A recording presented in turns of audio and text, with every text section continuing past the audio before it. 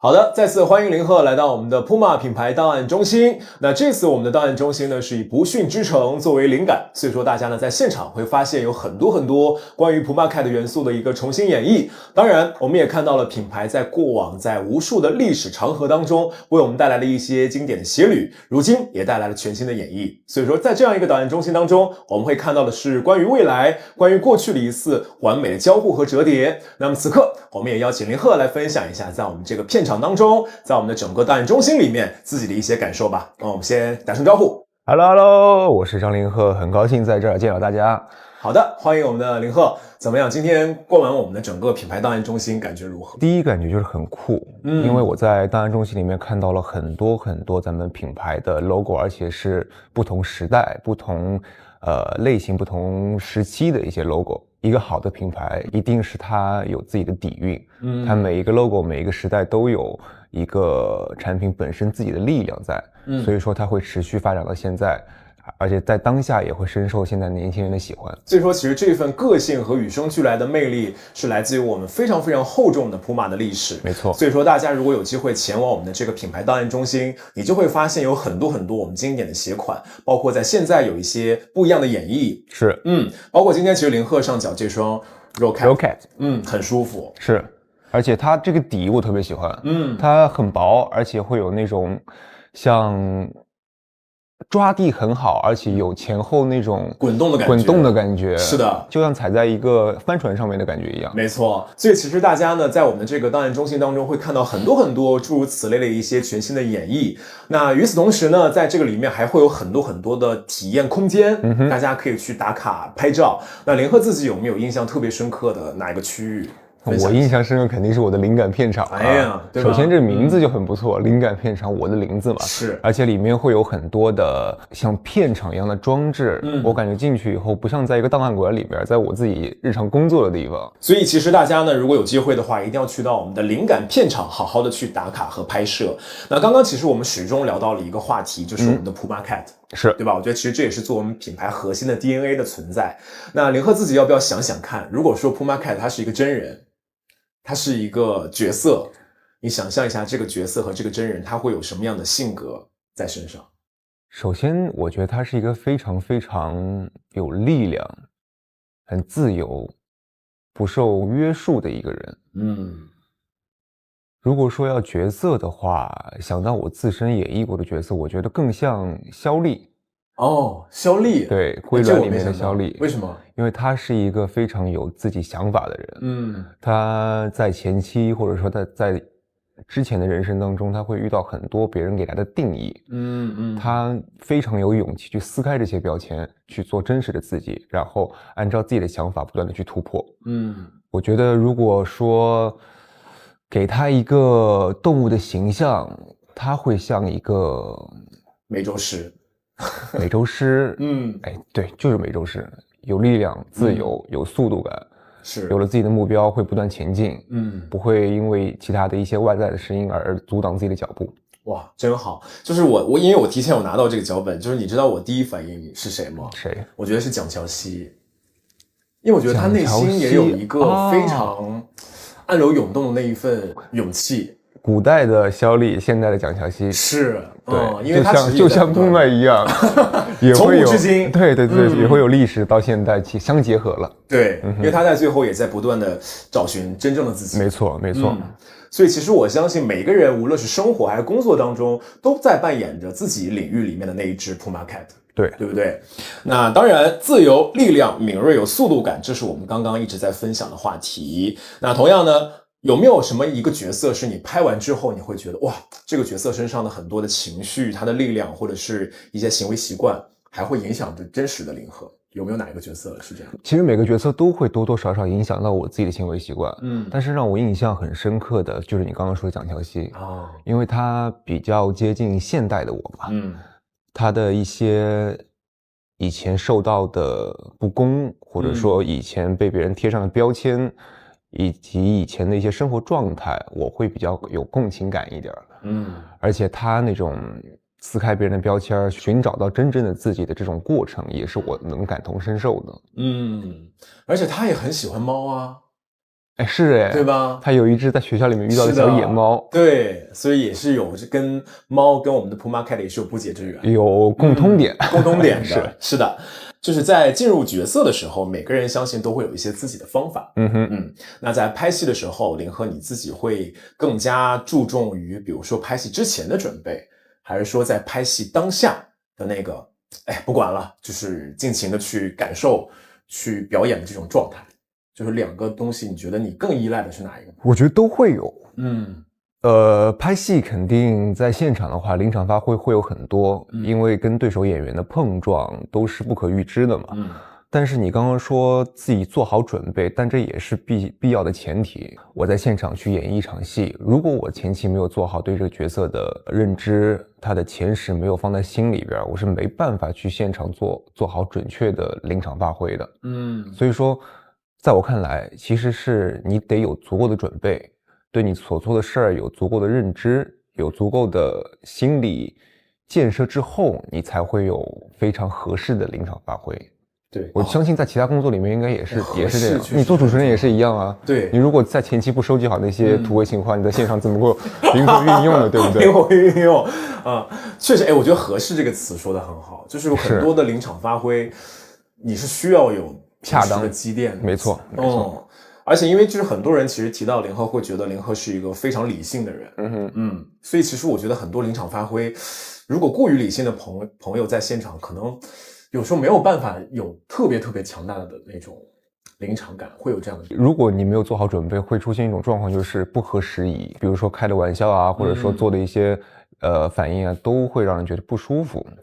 比如说我作为演员，可能在现场就呈现为戏不准确啊，对手演员跟你的对手戏接不上，就会有这种状况。是，所以可能也没有那么强大的底气可以让自己自由发挥，没错，对吧？就是所以其实一切是要做好准备，然后时刻做好准备，然后等待机遇的到来。是，这一刻其实也特别像，就是我们品牌，比如说像我们的 Puma Cat， 它其实也是一只时刻做好准备、蓄势待发的美洲狮。没错，它的自由、它的力量都是因为它有底气。没错，而且它被这个动物界称为是这个跳高冠军，因为它的五官、它的各种各样的行为非常的敏锐。我觉得其实这一点也很像我们的林鹤，就是可以在生活当中去汲取很多的养分，然后在角色里面大放异彩。明白。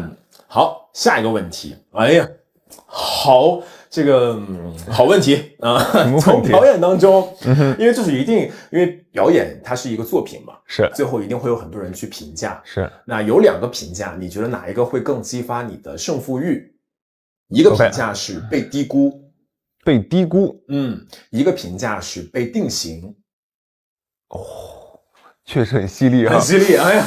被低估和被定型，哪一个你觉得听完之后你会瞬间激发你的胜负欲？被定型吧，我觉得被定型会更加严重一点。被定型感觉是外界无形之中就给你套了一个枷锁，把你框在一个框里边。你被低估，可能你还可以用自己的实力去证明我可能上限不止于此，但被定型就把你框死在里边，你没办法去做出努力了。所以我觉得我更不喜欢被别人定型。我之前也聊过很多关于这方面的问题，大家都说你了解过你自己吗？我一直说我其实不是很了解我自己，因为我也在成长，我也在变化，可能去年的我跟今年的我就不一样了。我明年再去回答同一个问题的时候，可能跟我今年回答的也不一样。所以说我自己都在成长，自己都在探索自己的过程当中，外界对我的定义没办法成为我自己的一个标签。所以我觉得其实刚刚林鹤说的非常好，就是我们不应该就是有很多外界给到的一些声音和评价去把自己束缚住。没错。我觉得其实这个各行各业都是一样的。对。大家也可以找寻自己热爱的出口，然后去找寻自己热爱的源泉。对，要勇于突破自己，不被定义。突破自己，你看我们的 Puma Cat 一直在突破，就是从1948到现在，每一年每个阶段都会有新的东西呈现出来。接下来下一个问题，哎呦天哪，更加犀利了！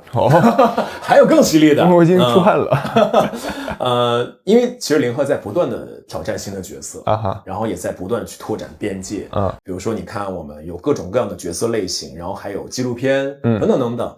那你会不会觉得，因为其实最近几年有收到非常多的关注，然后喜爱，然后和机会。那你会不会就是也很想努力去成长，然后去跟这个关注和机会和喜爱去跟得上？你会不会有这方面的，比如说想法？关注多了，确实的外界对我的一些要求和标准也会变高。他们也会就每个人都会有每个人的想法嘛，大家也会觉得你现在应该去做这件事儿，你现在应该去突破自己，去干更多自己以前没有干过的事儿。我非常认同。人生就是要在于突破嘛，是对，成长就必须要去突破自己以前的舒适圈。但是同时我也会对自己有一个比较清楚的认知。我有些事儿没做好准备的，我不会去做。这种突破一定是要基于我对于自己的下一步有足够的自信，或者说足够的准备之后，我才会去做的。难怪今天就是在我们林鹤的这个超宽的肩膀上看到的，左边是责任，右边是担当。哎呦我的妈呀！你这两句话说出来，做了不少准备吧？所以很多人会对林鹤还有另外一个评价，就是觉得你很稳。很稳当。所以这个稳字你觉得你是用什么样的方式去做到的？因为一定会有很多想法奇思妙想会在自己的脑海当中，但是你要把它稳住其实还是挺难的。跟我个性有关吧，就是像刚刚说的，如果自己没有，也不能说十足的把握，自己没有7、8成的把握就不会去做，好像他以前完全没有接触过的事儿。对，我还是在自己的可接受范围之内去踏出下一步。还是要有一点非常重要，就是你速度可以快，但是一定得有自己的节奏。一定要有自己的节奏，不能被别人的节奏所带着走。那既然说到了节奏，因为在当下我相信每个人的心理状态是不一样的，就是一直在变化。那我这边其实准备了一些我们不同的每周诗的形态有蓄力，有胜利，专注，冷静，还有跳跃。这个其实是代表了不同的状态所以林鹤，你觉得当下此时此刻，你觉得你目前的状态，你更接近于哪一个？我自己的状态是的，冷静和蓄力吧。冷静和蓄力吧。了解。冷静其实就是刚刚的上一个问题。遇到了很多的关注，也会有很多不同的声音到我的耳朵里来。其实我得去分辨一些好的与坏的，对自己有益的和对自己无益的东西。保持时刻的冷静，认清自己，然后想好下一步该怎么做。蓄力，就是凡事都要做好准备，不能够去做一些自己力所不能及的事儿。这样你才能够去在稳稳的踏出下一步的同时突破自己。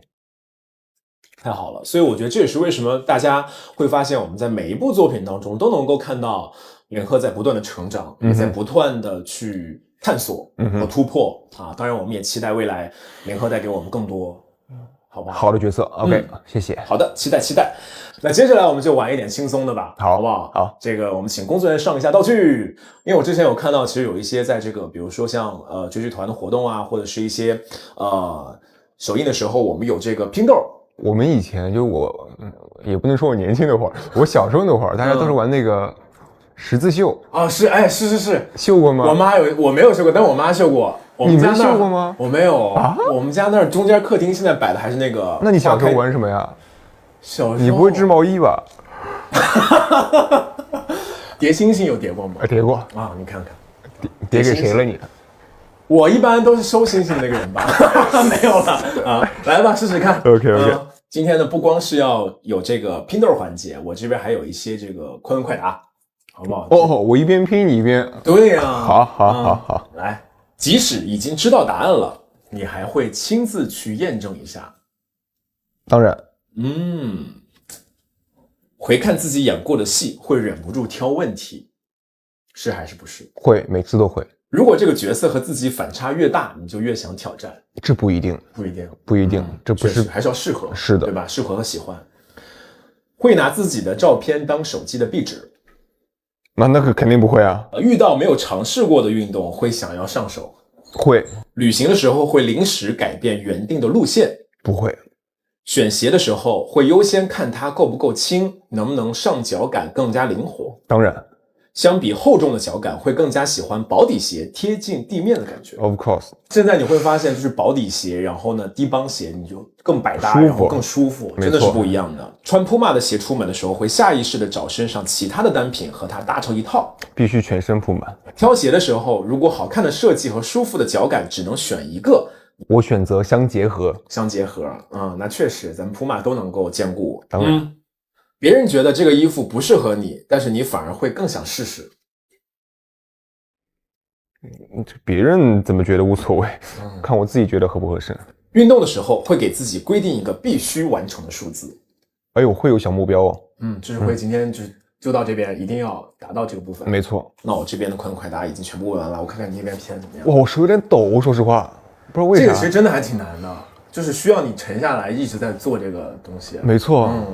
这好难，但是我觉得很治愈这个过程，就是可以让自己专注到里边。没错，稍后林鹤呢这个休息的时候，对吧？然后你可以慢慢的把它拼齐。那我拼完了送给你。这样吧，我虽然很想要，但是今天我们品牌刚刚说了有个小彩蛋，送给大家。我们要把它藏到我们的那个普马的品牌档案中心，就是放到那个灵感片场里面。OK。然后大家去的时候，你可以在我们整个的那个片场里面去找它。行，就看大家能不能找到，做个标记哈，就是这儿缺了2个，就是我拼的，缺了2个，大家可以去灵感空间去找一找，它到底藏在哪儿。由屏幕前的各位小和他们补齐。OK， 要不要给它起个名字？就是如果你要给这只 Puma Cat 起一只名字，你会起什么名字？刚刚挑了2个状态嘛，是蓄力还有冷静那不就叫它蓄力猫，冷静蓄力猫，冷静蓄力猫。行，来吧，定了。就这么定了啊！大家记得去到我们的灵感片场里面找寻这只冷静蓄力猫。OK， 还挺朗朗上口的，可以。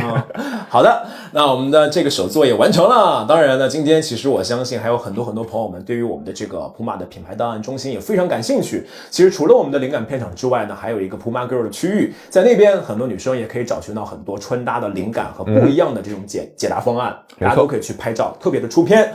那最后要不要邀请一下屏幕前的各位，有我们的林鹤的粉丝朋友们，也有我们的 Puma 的粉丝朋友们，来呼吁一下大家，可以多多来到我们的 Puma 的品牌档案中心好好逛逛。没错，大家如果平时周末啊，或者平时有时间，可以去看一下咱们的 Puma 品牌档案馆，寻找一下我藏在空间里面的这只冷静蓄力猫。对，然后也可以参观一下咱们品牌档案馆里面不同时代的 Puma logo。它都是展现了咱们 Puma 的品牌底蕴，而且每个时代都有每个时代的特点。所以其实我觉得大家呢，可以从我们的一件穿搭、一件时尚单品开始，来找寻属于自己的 Puma Cat。最后呢，还是可以呼吁大家，有时间的话，一定要去到我们的 Puma 的品牌档案中心，去找寻属于自己的精神内核。当然，也谢谢今天属于我们林鹤的这个访谈时间，也希望未来我们的林鹤可以事事顺心，一切顺利。那再次感谢各位，我们下次再见喽，拜拜！下次再见，拜拜。